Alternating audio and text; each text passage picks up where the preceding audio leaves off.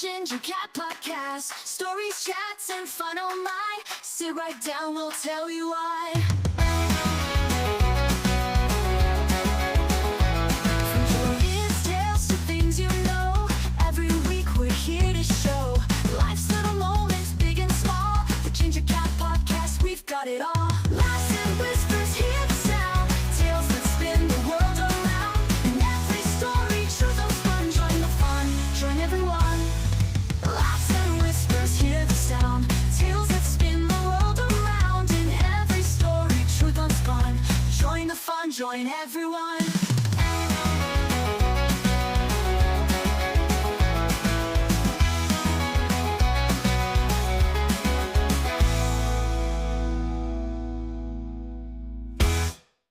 All right, so you're here for a deep dive on the Sex Pistols, which tells me you're not here for the greatest hits. You want to go deeper than that. Yeah. You want that WHY, why the uproar, why they were more than just noise. And you're right to want that, because you can't just think about the Sex Pistols by parachuting into 1970s London like it's just some cool music video. Right. You've got to understand the socioeconomic climate back then. It wasn't just setting the stage. It was practically the music itself. Yeah, so paint that picture for me. What was so messed up that people were practically begging for a band like this to show up? Okay, so think widespread strikes, think power cuts, like straight out of some dystopian film, and unemployment. Through the roof. Wow. It wasn't just a recession. It was a whole generation looking at their future and seeing like a big canceled stamp on it, you know?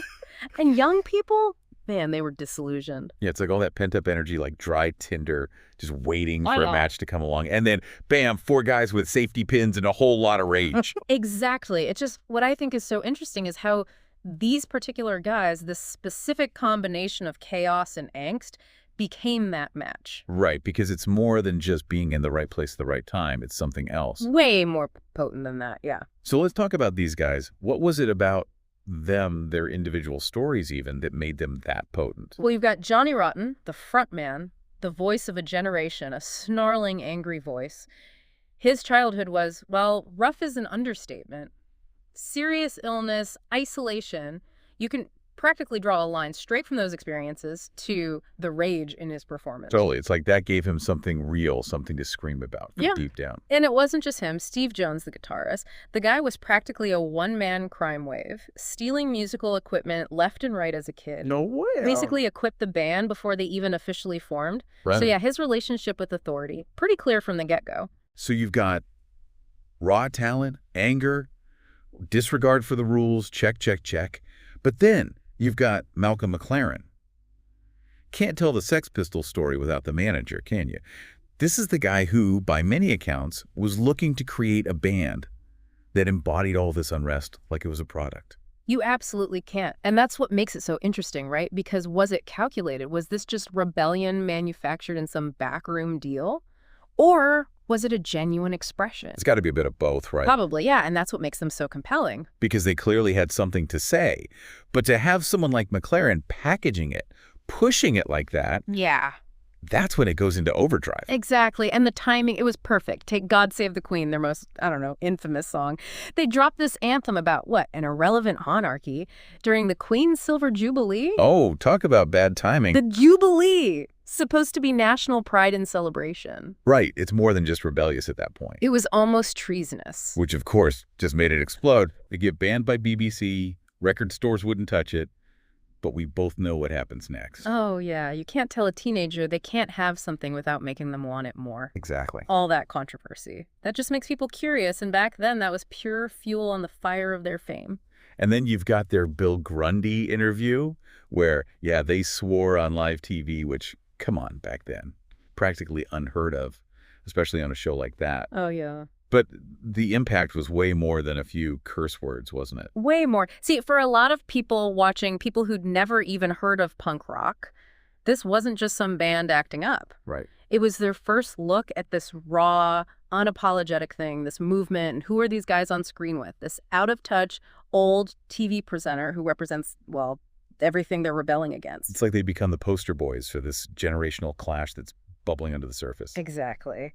And then they double down with that Thames boat party, blasting God Save the Queen on a boat sailing right past Parliament. The audacity. The audacity. It's like they were begging to get shut down. Oh, they knew it, which they did, of course. Right. But those moments, planned or not, chaotic as they were, they cemented their legend. You know, they weren't just playing music, they were living it. And that resonated with a whole generation hungry for, well, something different. It's like they took that no such thing as bad publicity Yeah. and just, I don't know, put it on steroids or something. Right. And that's what I think is so fascinating, you know, because it's not like this explosion was contained, like it was just on the charts or in some tabloid. Yeah. This went global, man, like a virus. You're talking about that DIY ethos of punk, right? That Yeah. anyone could pick up an instrument and just scream and be heard. Yeah. The Sex Pistols, for all their whatever flaws and all that, they embodied that, right? They didn't wait for some record executive to tell them what to do. They just did it. Right. And that resonated with people who were tired of being told what to think, how to dress, all of it. So it's like that spark we were talking about earlier. It's like it just became this bonfire Yeah. spreading everywhere. Yeah, think about it. You've got the Ramones in the U.S., totally different background, sounds a little different, but that same energy, that same don't give a damn. Yeah. Australia's scene caught fire. Europe, it's like the Sex Pistols were that first domino. So it's more than just, oh, these kids like the same music. It's got to be deeper than that. It's a feeling. It's something in the air that people didn't even know they were feeling, and then they hear it, they hear it through the amp. Exactly. And here's the thing. That DIY ethos, that rebellious thing, it's still here. And not just in music. Look at fashion. Oh, absolutely. Punk is everywhere. High-end fashion, thrift stores, independent art, the way we even consume media now, challenging the mainstream. Those seeds were planted by bands like the Sex Pistols, no doubt. Makes you wonder what those critics who were like, oh, it's just noise back then, what they'd say now. Right. Talk about missing the forest for the trees. You can't just focus on the chaos. There's a message underneath, you know? When a band taps into something primal like that, something people don't even know they're feeling, it's about giving a voice to the voiceless, even if that voice is really loud and kind of yelling at you. And sometimes yelling is what it takes. Sometimes that's what it takes. But, no band is a straight line to success and fame. There's always bumps in the road. And the Sex Pistols were no different. They had a very public breakup. It was messy. And then the reunions, right? Yeah. Always sparks a debate. Oh, totally. Are they selling out, cashing in? Or are they older now, wiser, and maybe just want more control? It's interesting because punk is all about, sticking it to the man and not selling out for the quick buck. Right. But at the same time, who are we to tell any artist, especially artists who have, put themselves out there, that they can't change, they can't grow, they can't benefit from their own hard work, It's tough. No easy answers. Yeah. Which I kind of like. It keeps them relevant, keeps people talking, It's not just some museum exhibit, right? It's got to be a living, breathing thing. But it makes you think, with all this talk about authenticity and evolution and all that, if the Sex Pistols formed today, like right now in this internet age. Right. With the instant outrage, 5-second attention spans. Would it even matter? That's the million-dollar question, right? Would it be the same? This global thing, changing the face of music. Right. Or would they just be another band, trending on whatever the kids are using these days? You almost can't separate them from that time, that pre-internet world where a TV moment could actually shock people. Totally. Where a band song felt, I don't know, dangerous. Forbidden. Yeah. But now everyone's an influencer. Everyone's screaming to be heard. Yeah. Would that even work? Would their brand of rebellion even cut through all that? Right. Would God Save the Queen even make a dent? In our world of constant manufactured outrage. Exactly. Would it just get lost in the algorithm? Another blip on the scroll. Yeah. Makes you think, what does it even take to actually disrupt things when disruption is, Tuesday? It's a good question. How do you grab onto something real, when everything is up for grabs? It's something to think about, especially for people like you. People who love music, who love when something comes along and just shakes it all up. Right. Because love them or hate them, the Sex Pistols, they left their mark.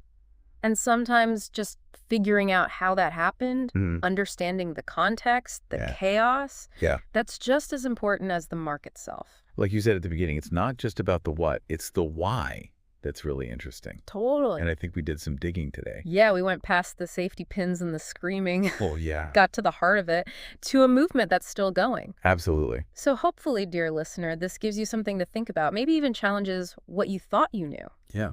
About music, about influence, about what happens when the right person lets out a good yell at the right time. Because that's what this deep dive is all about, giving you that knowledge, those insights, something to bring up at a party, you know? Yeah. So till next time, keep those brains buzzing, and we'll be back soon with another deep dive into something awesome.